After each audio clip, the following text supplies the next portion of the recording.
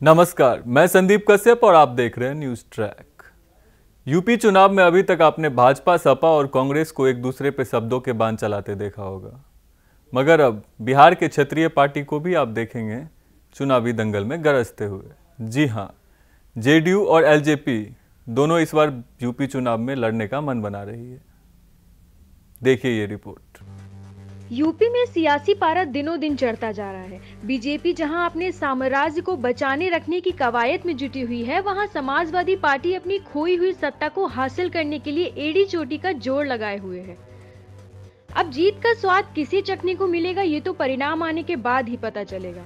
मगर जल्द ही यूपी के चुनावी दंगल में नीतीश कुमार की जदयू और चिराग पासवान की लोक जनशक्ति पार्टी कूदने जा रही है। इसके अलावा मुकेश साहनी की विकासशील इंसान पार्टी और जतिन राम मांझी की हिंदुस्तानी अवाम मोर्चा भी शामिल है। हालांकि जदयू और लोक जनशक्ति पार्टी के लिए यूपी का सियासी दंगल कोई नया नहीं है, मगर इस बार के चुनाव में इन दोनों पार्टियों का आना या तो समाजवादी पार्टी का समीकरण बिगड़ेगा या फिर भाजपा के वोट बैंक में सेंध लगाएंगे। वहीं जदयू के एक बड़ी नेता की माने तो 2017 का चुनाव नहीं लड़ने का जदयू का यूपी में भारी नुकसान हुआ है। हम लड़े होते तो कम से कम दर्जन भर सीट पर हमारे उम्मीदवार जीतते। ऐसा भी कयास लगाया जा रहा है कि यूपी चुनाव में भाजपा और जदयू साथ में ही चुनाव लड़ेंगे। तो आइए अब आपको सुनाते हैं जेडीयू के मीडिया प्रभारी ने क्या कहा, क्या है उनके पार्टी का एजेंडा। मनीष जी, आप इस बार उत्तर प्रदेश चुनाव में जदयू का क्या सिनेरियो है?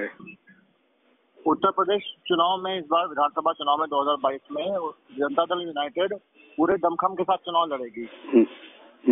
पूरे मैदान में उतरेगी, पूरा विधानसभा चुनाव दमखम के साथ लड़ेगी। इसके लिए हमारी तैयारियां चल रही हैं और हमारे शीर्ष नेतृत्व से इसकी इजाजत भी मिल गई है। सबने कई महीनों पहले ही इजाजत दे दी है और सब तैयारियां चल रही हैं।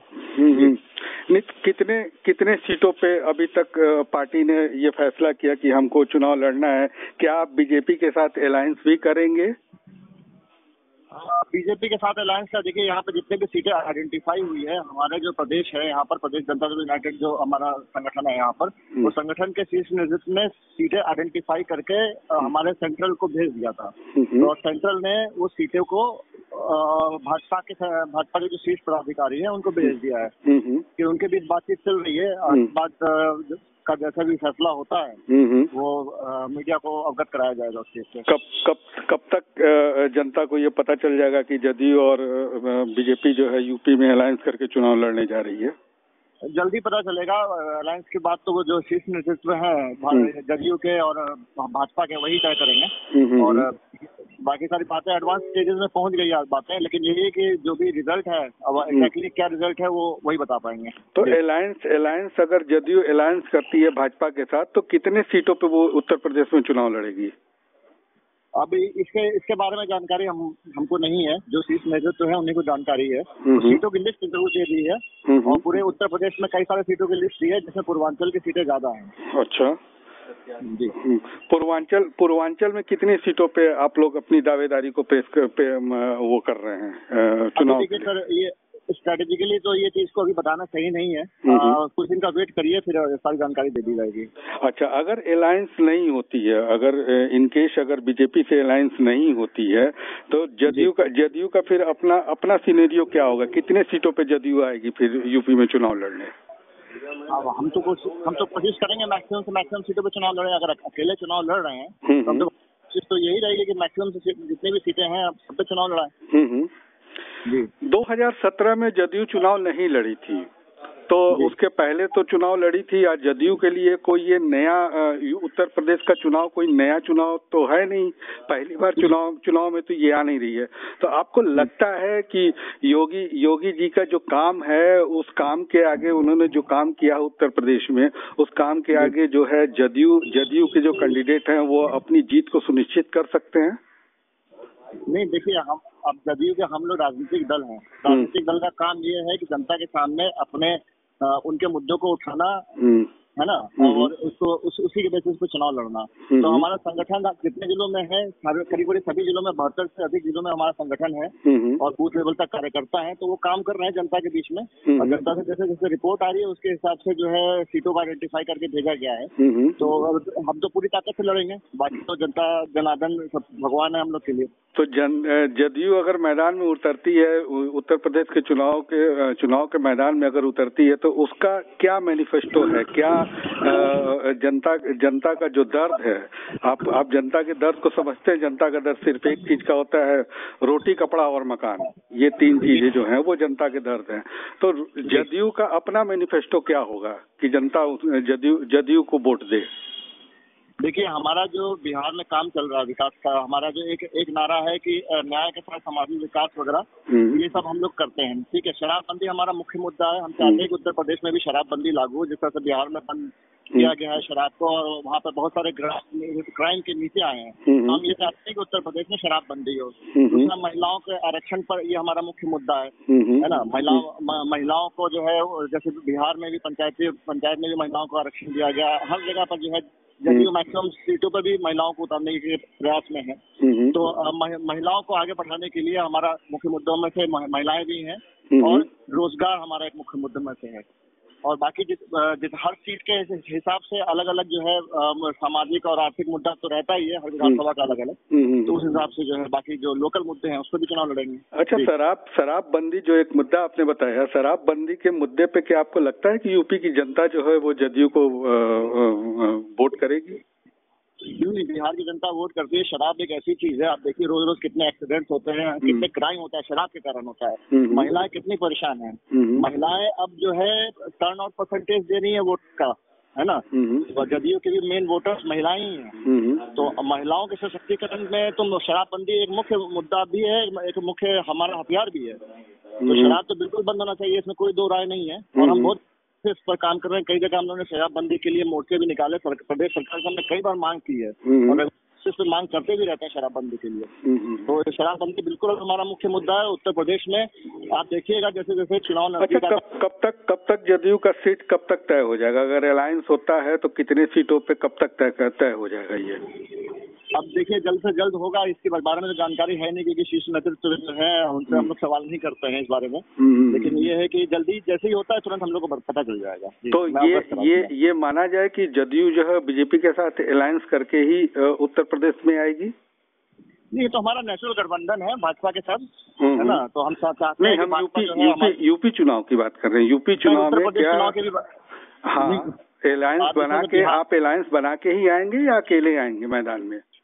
अगर भाजपा उचित सम्मान देगी तो हम अलायंस बना करके करेंगे, नहीं तो हम अकेले चुनाव लड़ेंगे, लेकिन चुनाव जरूर लड़ेंगे। चलिए, बहुत बहुत धन्यवाद मनीष जी, बहुत बहुत धन्यवाद। शुक्रिया। न्यूज ट्रैक से बात करने के लिए बहुत बहुत धन्यवाद। तो आपने सुना जेडीयू के उत्तर प्रदेश मीडिया प्रभारी ने क्या कहा, क्या है उनके पार्टी का प्लान। अब आइए जानते हैं दूसरी पार्टियों की क्या है राय। देखिए, मैं आपको 2 बातें बताता हूँ। जो दल बिहार से उत्तर प्रदेश में चुनाव लड़ने के लिए आ रहे हैं, वो पहले खुद अपनी बिहार में ज़मीन खोज रहे हैं। जहाँ तक जेडीयू की बात है, वो पहले नंबर से आज तीसरे नंबर की पार्टी बिहार में हो गई है, जो कि उसका अपना खुद का स्टेटस रहा है।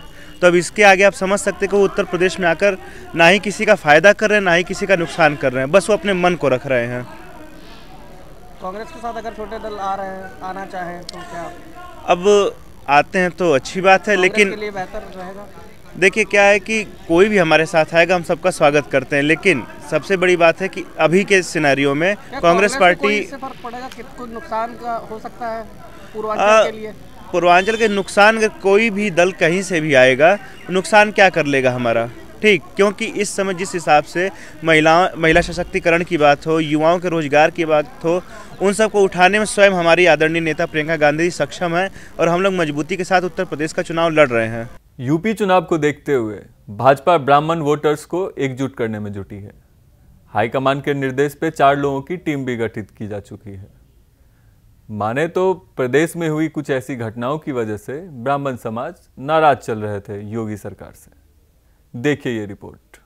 भारतीय जनता पार्टी यूपी चुनाव में अब ब्राह्मण कार्ड खेलने जा रही है। दरअसल यूपी में कुछ घटनाओं के बाद ये यूपी के ब्राह्मणों को भारतीय जनता पार्टी या यूं कहें योगी सरकार से नाराजगी बढ़ गई है।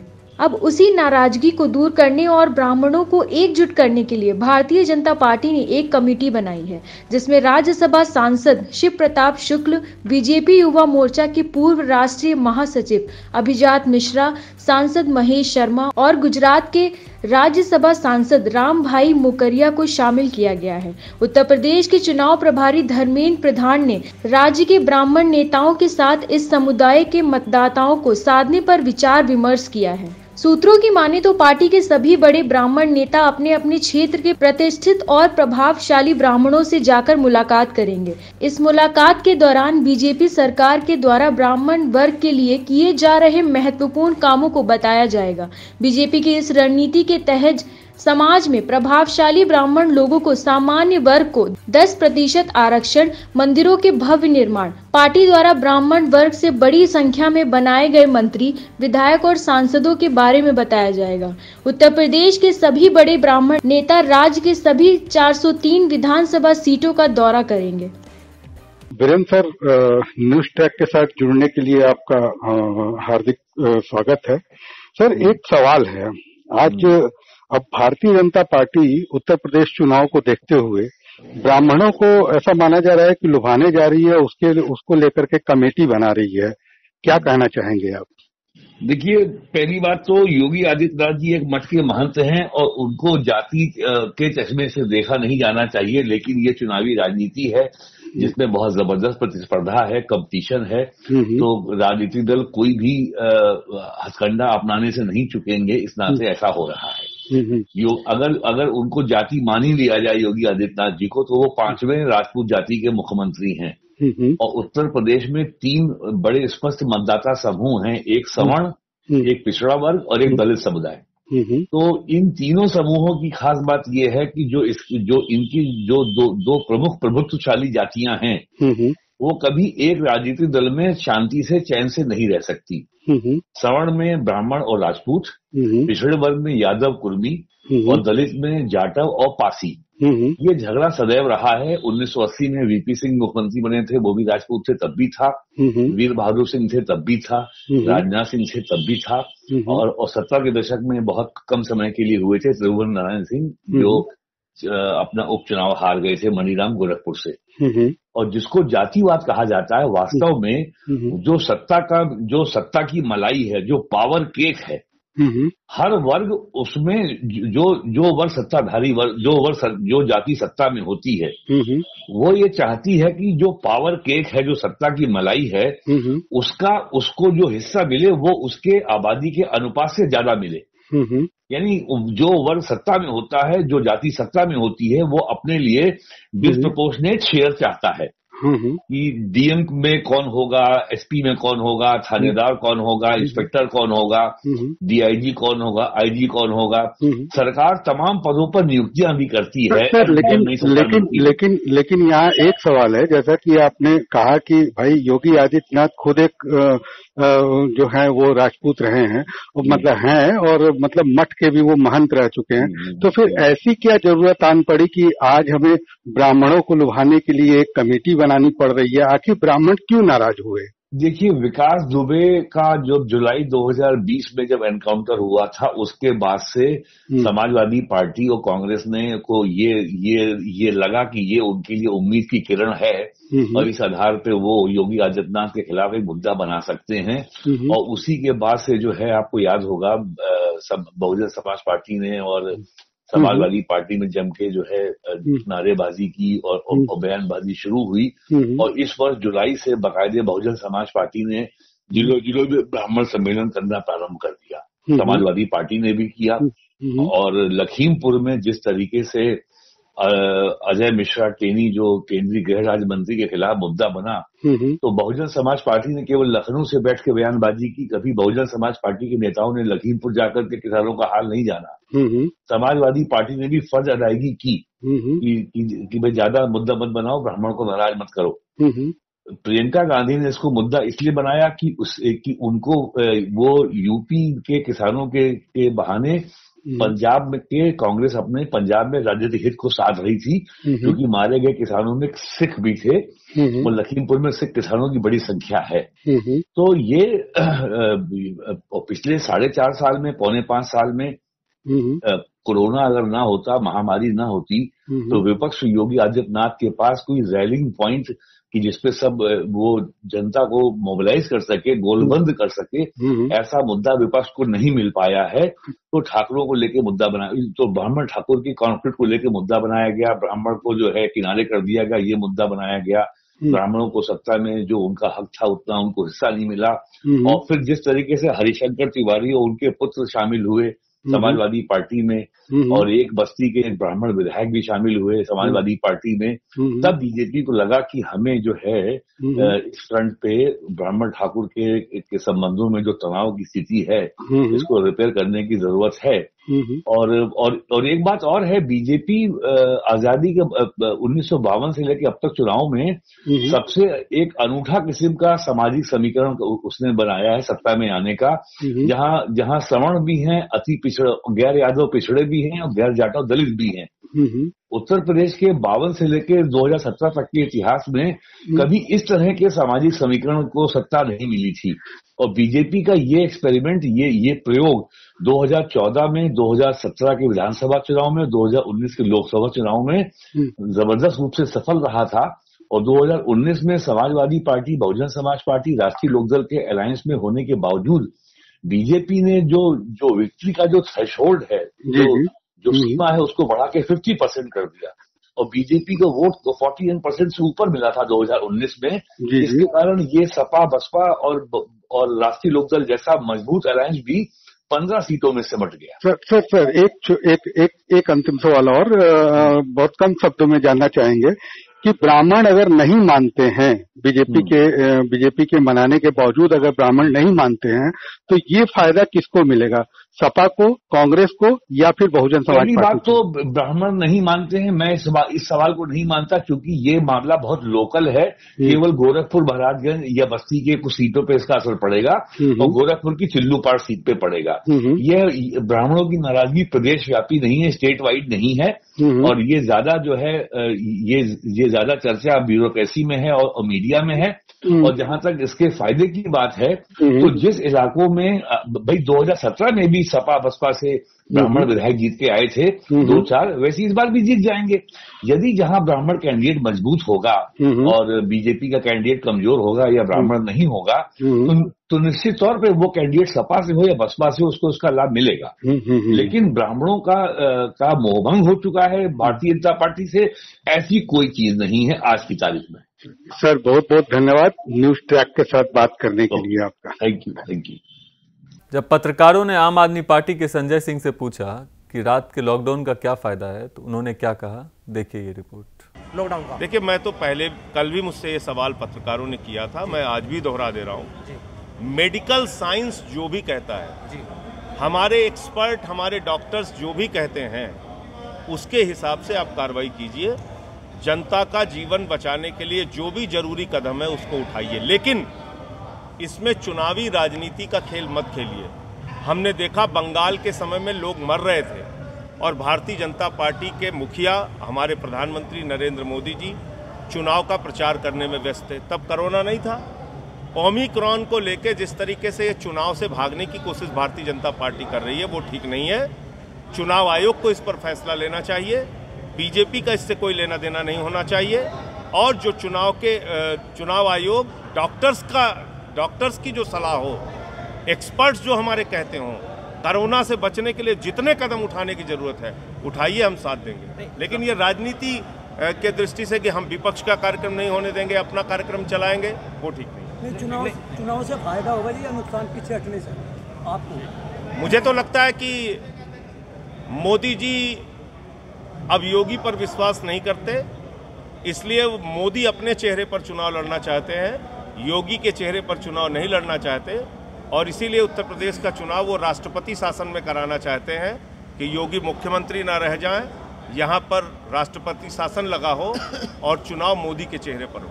अब हम आपको सोशल मीडिया पे वायरल हो रही एक ऐसी वीडियो दिखाएंगे जिसे देखकर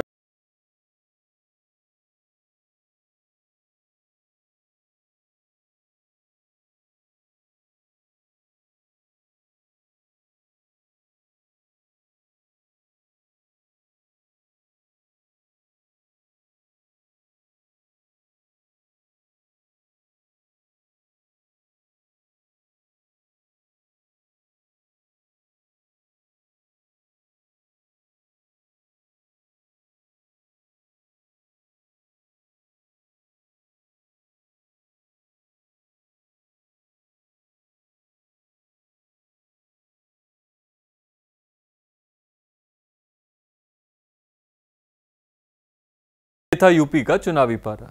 जुड़े रहिए न्यूज़ ट्रैक के साथ। नमस्कार।